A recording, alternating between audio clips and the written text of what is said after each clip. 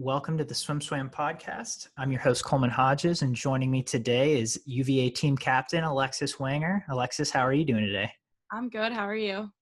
I'm doing pretty good. Thank you.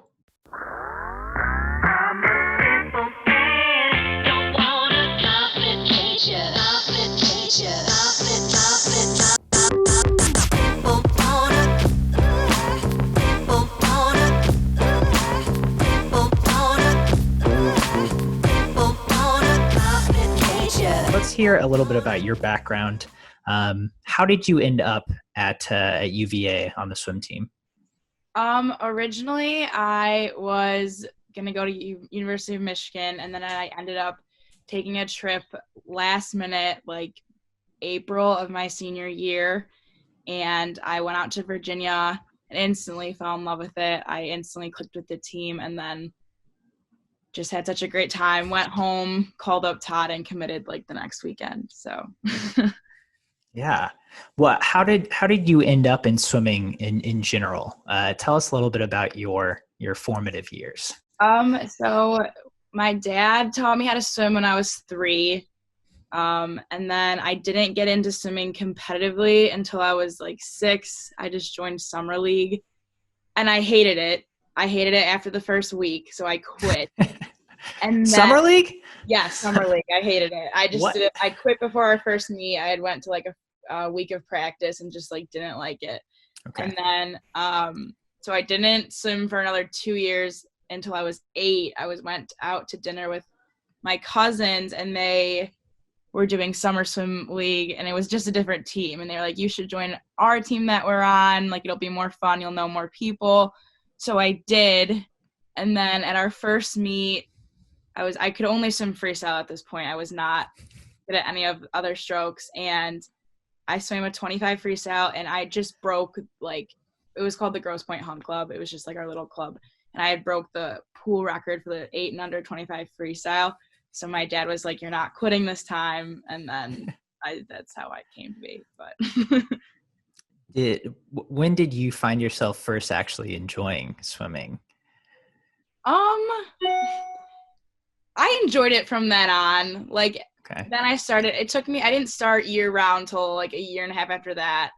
And then as I got a little older, like states was a lot more fun, going to states and just like going to bigger and bigger meets. And then it was a lot of fun. And so I just stuck with it. I also played soccer. I started soccer when I started swimming. So I was playing both of those sports for a while. And then I quit soccer in middle school to focus more on swimming. But then once I got back to high school, I started playing soccer for my high school because it was only in the spring because I liked them both, but then ended up just sticking with swimming. But I thought I had a lot of fun with it when I was younger, and now clearly, but yeah. So you get to UVA. Talk us through your first year on campus, kind of the changes you go through. Freshman year can be a big transition pretty much for everyone, regardless of if you're in a sport or specifically in swimming. What changes did you go through that first year at UVA? A lot of changes. The first couple months was super, super difficult for me. I never did doubles in high school, so that was a big change. I'm also not a very big aerobic person. I do not like doing any aerobic sets. So that was, the first 2 months is just getting back into shape. So that was just something very new for me. I was just definitely not prepared for that, but I don't really think anyone is. And it was really tough, but I saw just by our first meet, like how much I had improved. I didn't swim very well my junior and senior year. And honestly, going in to college, I was kind of worried that I had hit my peak, like my freshman and sophomore year of high school. I know that girls tend to peak out, and I was worried about that. And then once I got there and, got through all the tough training and had kind of made it through the first couple months, I was already improving. I was seeing a lot of improvements, and so that made it a lot easier. And then, as the year went on, we started getting into after January, that's when we start kind of coming down and focusing more on sprint work. And I found myself it's a lot more enjoyable. I was doing a lot better, and overall, I really, really was happy with my first year. Yeah. I did you have a big club team in high school or a big high school team?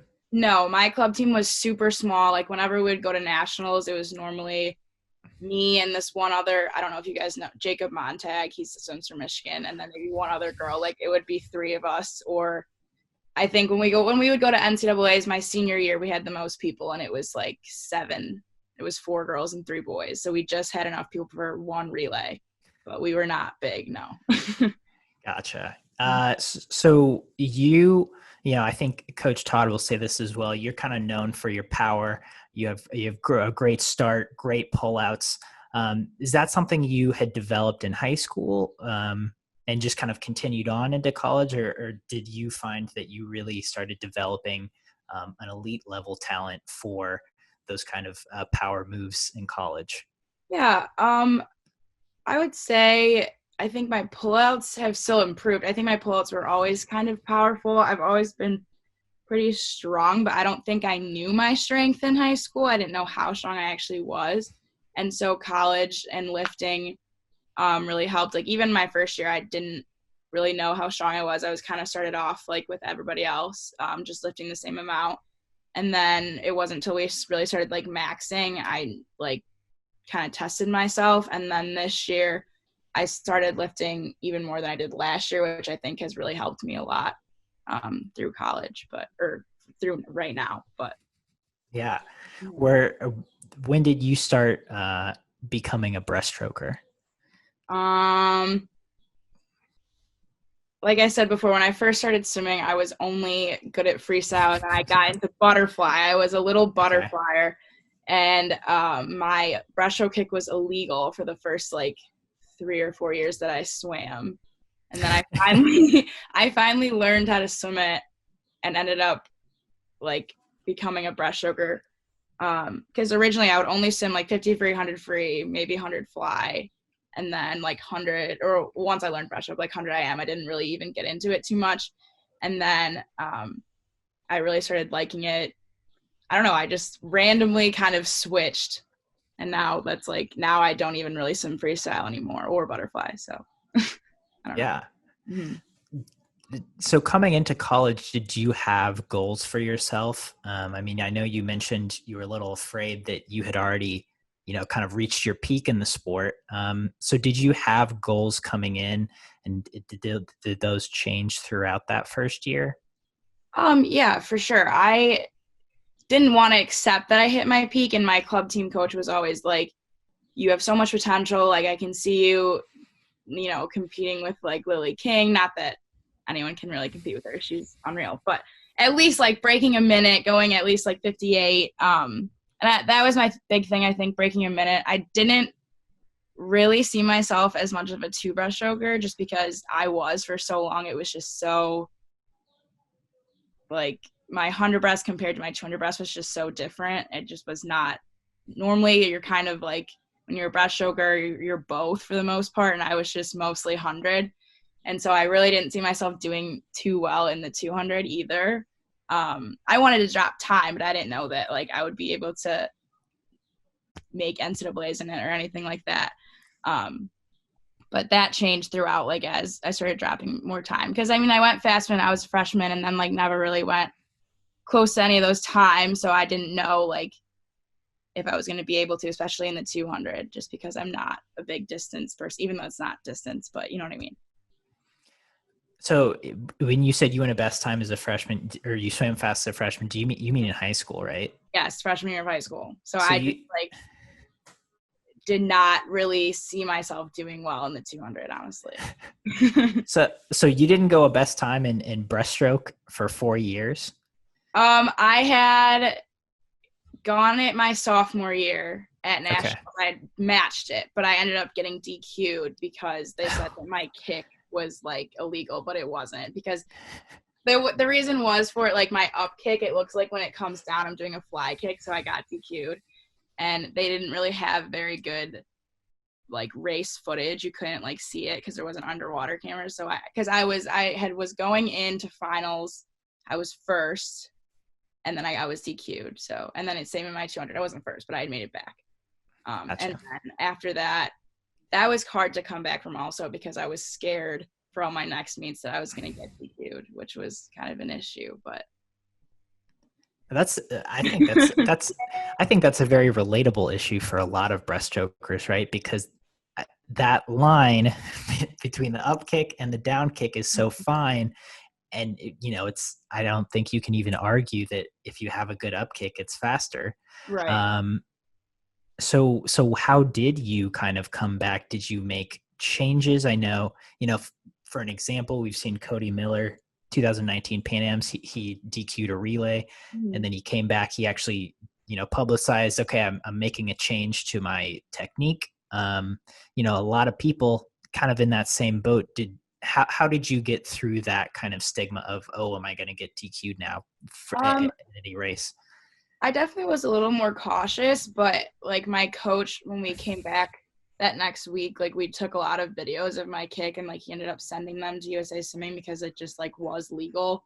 Mm-hmm. So I didn't worry about it too much, but I still was worried that someone would see it how the other official did. I don't know. And sometimes you can't, like it's too late to argue back and you know what I mean? So I didn't change it too much. I still kick the same way now. So I don't really know if it looks better, I don't know. But I still kick the same way. I tried for a little bit to I used to be able to really like feel my feet kind of come out of the water. So I've kind of lowered in that stance, if that makes sense, but Mm-hmm. not drastically. I didn't make any big changes really. Yeah. So, maybe after your first year at UVA, did you see yourself becoming the team leader, not only with your performances, but I'm assuming with your leadership outside of the pool as well, becoming a captain as a junior and being one of the leaders on the team? I definitely have always tried to be someone that everyone can feel comfortable with and like come to with any issues. I really try not to be um, too scary, I guess. And especially with the incoming first years, I feel like I can help them a lot because I really struggled my first couple months, like just like getting used to all the training and just the new experiences being far away from home, stuff like that. Like I struggled with it. And so now I've been really like my last year, I really tried to bond with the first years over that just because I knew that it's really a really tough time transitioning from high school to college, regardless of like how in shape you are. So I just try to be someone that everyone can come to at least. I have a pretty outgoing personality. When you get to know me, I can come off kind of shy at first, but I think my team has seen the very upbeat side of me. I can be very energetic at most times, so I think that kind of helps. We basically, how our team chooses captains is we all, if you are interested in becoming a captain, everyone like sends Todd, a little spiel about why you're interested in becoming a captain. Then it's like team voting. And I honestly think that it's a good balance to kind of have, 2 fourth years and 2 third years. It helps a lot with just little things. So anyone out of all the girls that did like send in a thing to want to be captain, like anyone would have been great. So I wasn't like expecting myself to be a captain, but I'm very happy that I was chosen. Sure. Mm. What do you think it is about the UVA team culture that allows you to be, yourself, to be that outgoing person that you are on the inside, genuinely? What about the UVA team lets that come out? Just like I said, like even on my recruiting trip, they instantly felt like family. And what I love about our team is that, we're all so close, but we're all completely different. Like none of us are exactly the same. And I feel like a lot of people are like, oh, I'm really close to this person because we're the same person. And what's unique about our team is that we're all so different and have all our own different personalities and all our different quirks, but we all still come and mesh together so well. And we like when things get super hard, like we're there to always pick each other up, no matter like whether it's coaches aside or anyone aside, we're always there for each other. And I think with some teams you can have certain groups that are like that, but it's hard or difficult to make the whole team feel like that. And that's why I think our team is so special, because like just our entire team, there's not like one straggler ever left out. Like we just have such a tight bond. And I think it's because we're all so different and have different personalities that we all just end up like coming together and meshing really well. Yeah. I know from what limited practices I've seen at UVA with Todd, I know it's pretty palpable. There's a lot of yelling and a lot of excitement during the workouts. I know this November I was there with a workout with you and Morgan, Kate Douglas, and it was exciting. That was really a fun workout to watch, and I think that kind of leads me to my next thing I'd like to discuss, which was this season. At the end of the season, I think heading into NCAAs, which obviously was canceled, everyone was like, "Whoa, like UVA women really have a shot to contend for a title." And I think talking to one of your coaches, that was something you guys had pretty much known the whole year. Is that correct? That we were gonna like come out at the top. That you were going to make a run at the title. Yeah. So we sit down. I'm sure every team does this, but kind of just go over our goals as a team.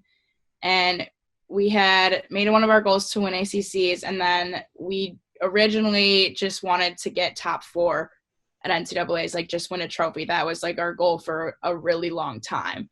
Mm-hmm. And it wasn't until our midseason meet at Tennessee that we were kind of like, oh, like maybe we have a shot at top 3. Our goal is top 3 now. We weren't ever really like, we're going to win until probably right before ACCs. It was just kind of, we shocked ourselves, but it was also kind of exciting to just shock everyone else, because I feel like UVA tends to kind of get like, oh, I don't know where they're going to be at, and like we were looking at the rankings a couple of times after, I think it was Virginia Tech, like we were 6th in the rankings, and like we knew that we were better than that, just things like that. Or sometimes they don't predict that we would come out top. Like some people were still like, oh, like Stanford and Cal, like they're always front runners. Like, Texas wins every year. Texas men wins every year, and they lose every dual meet. So we never, no one really knows where people are going to pan out. But I think we definitely were ready to show like everyone what we could have done. Yeah. As a team that, certainly the swimmers on the team currently have never been in a position like that, to really challenge for a title. Yeah.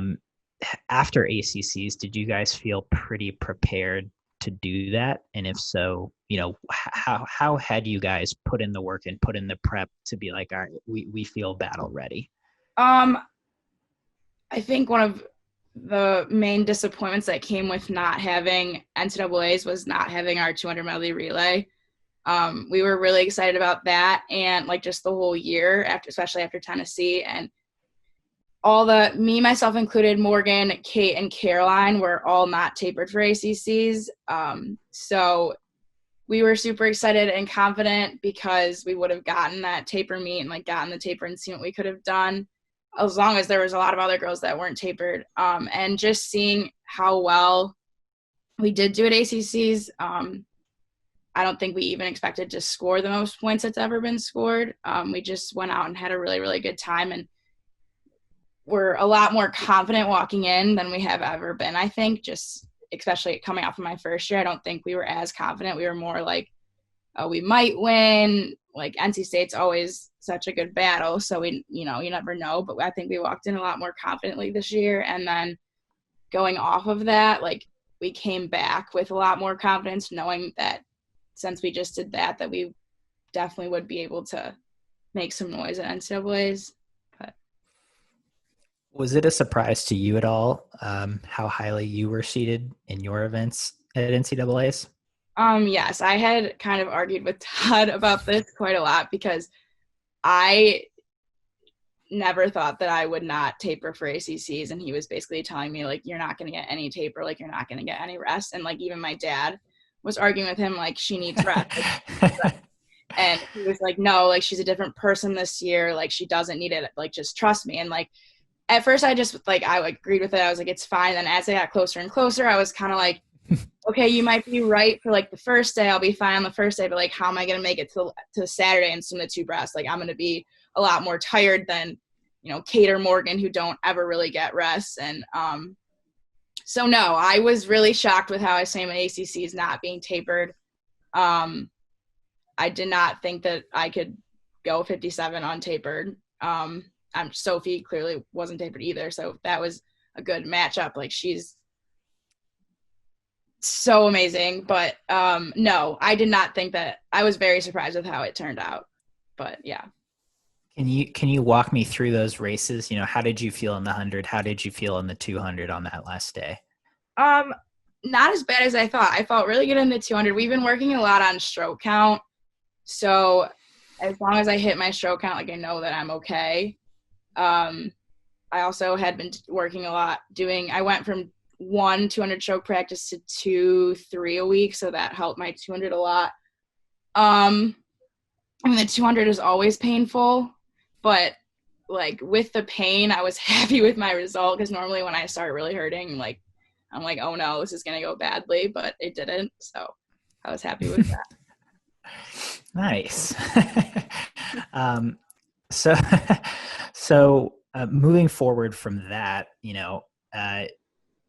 how NCAA's gets canceled, what are you thinking now? Now that you are a captain, you are a leader of this team, and I'm sure you guys have another pretty big chance to compete for a title in this coming season.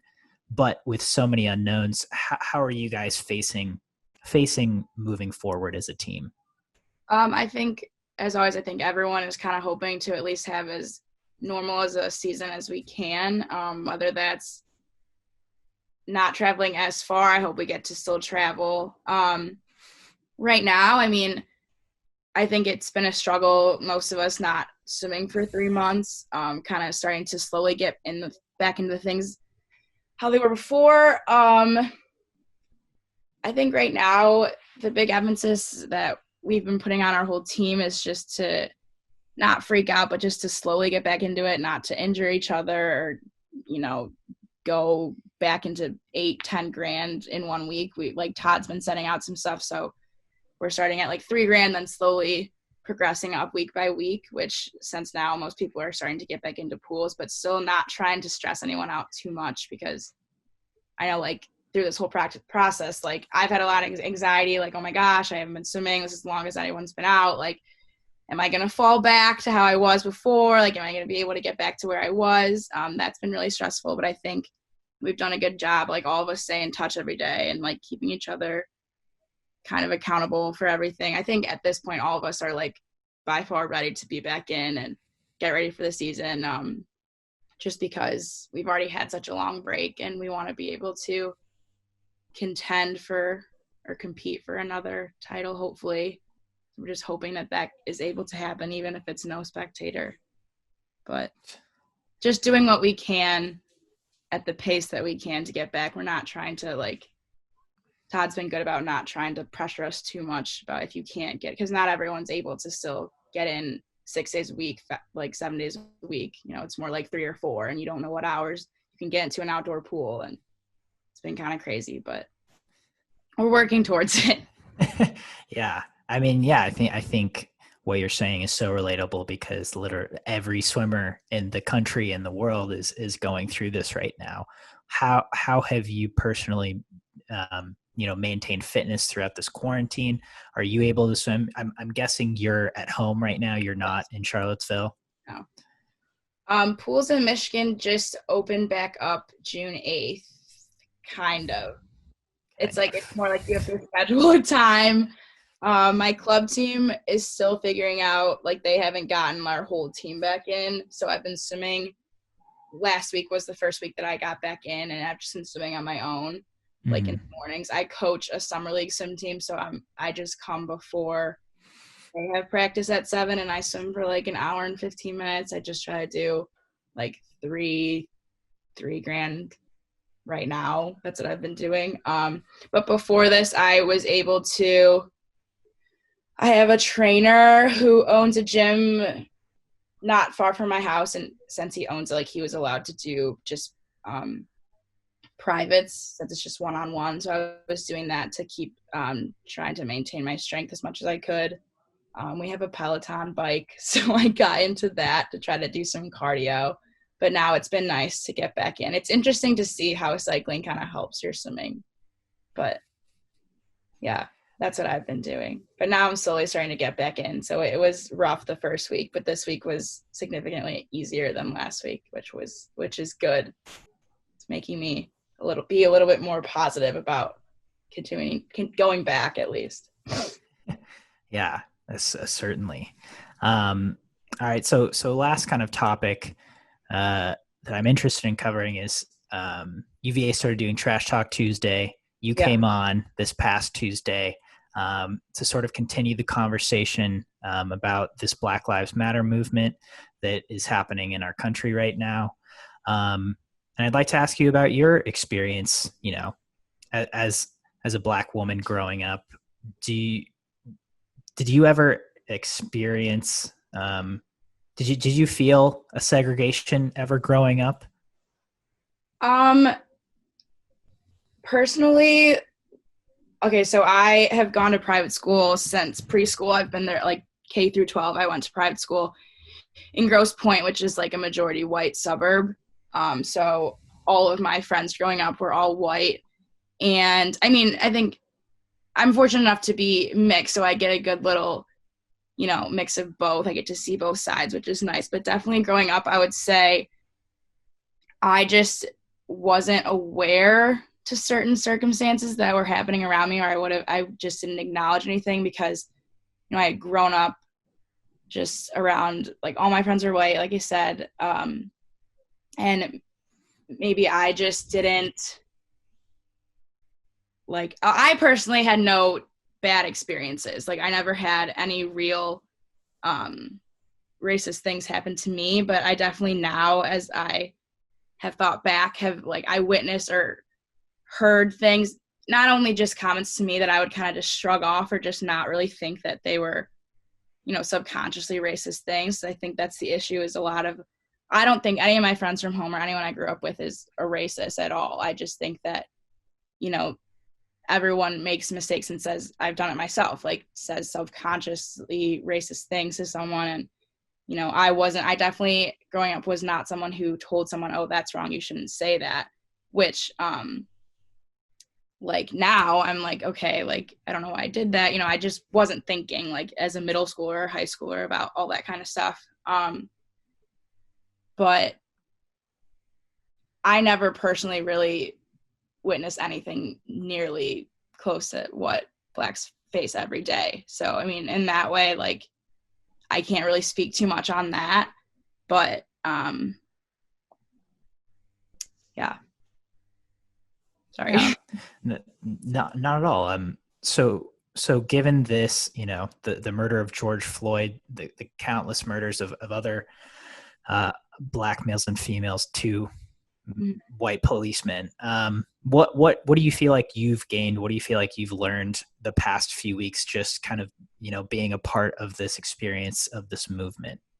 Like I said, I still want to be someone that people can come to with questions, but I'm still educating and learning myself. What I have been feeling is I feel like the media can be pretty dangerous, and I also feel like so many people are feeling pressured to say things that they're completely uneducated about. I feel like a lot of people take what's going on, like the news is clearly covering all of this like a lot right now because it's very in the moment, but I've been thinking about is like what happens 4 or 5 months from now when it starts to settle down. Well, hopefully, and people can, most people can just go back to living their lives normally. And like, Black people have to continuously live in this fear. And I think that the issue is a lot of people are like posting that they support or, trying to, but they're not fully educated. So I think that people need to know that this isn't like a little 2-month commitment. If you're going to try and make a change, like if you want to make a change, it's like a lifelong commitment. And I think that the issue is a lot of people think that someone's going to like thank them for not being racist or stopping something when they see it. But in reality, like you're not really going to get that gratification. It's just about changing your mindset from that to like just knowing that you're making the world a better place and that you might not, get a thank you or congratulations for, doing better. But I've definitely been educating myself. I've been talking to my parents a lot. I've been reading a lot. I've been trying to, I said this in the trash talk thing, but I've been trying to watch more middle ground media that doesn't really have an agenda, because the media, like I said, it's pretty dangerous and they're only going to post the negatives.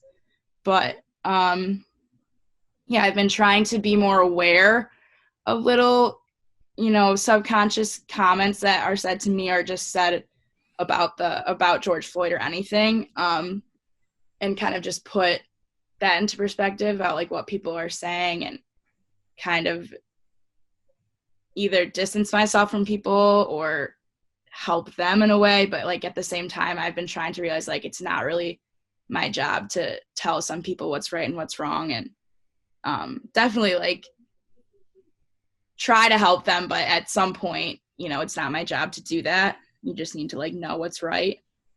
And I've definitely had some really tough conversations with some close friends of mine, but for the most part, I'm doing pretty well. I'm just trying to be honest and get through those tough conversations and just do better for myself as well, because I still have a lot to learn. So one last question on that note. If you'd like, could you share some of the things that your parents, so what did you talk to your parents about? Because I'm sure they've been through this a lot as well. Yeah. My parents kind of just talked to me about, like my mom's experiences when she was younger, even like my dad's, and just their whole story of them kind of getting together. They were originally kind of scared to even have me in the first place. Like they weren't really sure what the outcomes for me would be, kind of just like being mixed and not like bringing an interracial child into the world. They didn't really know what was going to happen.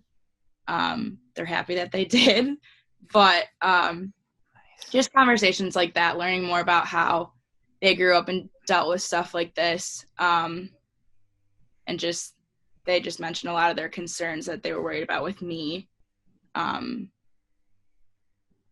Like going along with everything that happened in Charlottesville, that happened before I got there. But my dad, since I had never really all of high school or just my whole life really been like shown to any of that, he kind of sat me down and was just like, are you sure this is where you want to go? Like, if anything were to happen, like, this is kind of what you're gonna have to go through. And I kind of learned for it, like, myself. He wanted me to experience it for myself if I was. Like, he didn't want to tell me this was going to happen or this wasn't going to happen, but we had some talks about that. Just also my mom and I have talked a lot about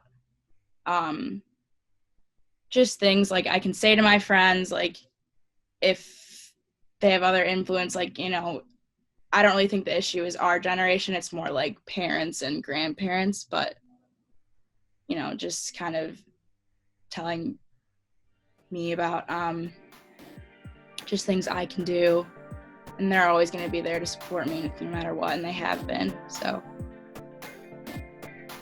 Well, Alexis, thank you. It sounds like you're doing a great job of being a leader for your swim team, for your community. Thank you so much for your honesty and sharing your perspective with us. I really appreciate it. Thank you for having me. Yeah, definitely. Hey, do you love SwimSwam as much as I do? Do you want hours of endless practice footage, race video, and a guide to the best pancakeries in the country? Then subscribe to our YouTube channel below. And follow us on social media at SwimSwam News on Twitter and Instagram. If we get 1 million followers, I might just eat 1 million pancakes. Only one way to find out.